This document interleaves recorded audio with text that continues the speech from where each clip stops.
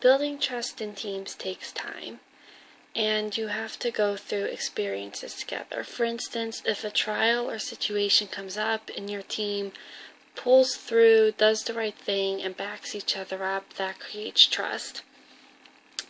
I also think caring about one another on a personal level and becoming friends will help build trust.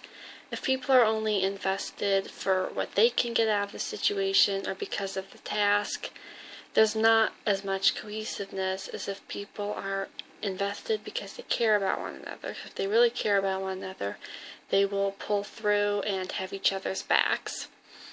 I also think self-disclosure is important to creating trust. If you open up about what you're truly thinking and feeling, then people get to know the real you and are more likely to believe what you say.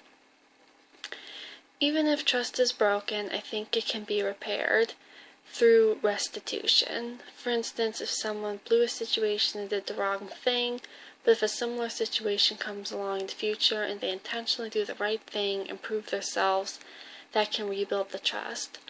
Also, acknowledging that you did something wrong and asking forgiveness goes a long way in repairing relationships.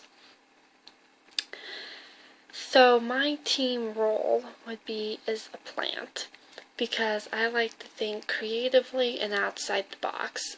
I usually think my best contribution to group projects is the unique and original ideas I can come up with. I'm usually the thinker in a group. Okay, part 2. So a time I did a successful group project was when I was with a team of about 15 other young actors, and we wrote and performed an original 30-minute skit.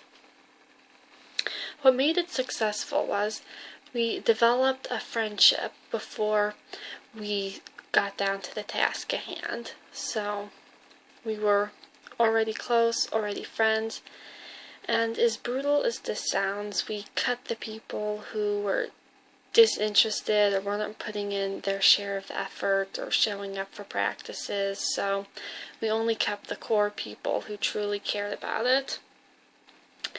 We also maintained a healthy balance of camaraderie to build friendship, but also seriousness to keep focused on the task and get things accomplished. So the best advice I could give to someone for how to have a successful small group is to remind all the group members that they're important and their contribution matters.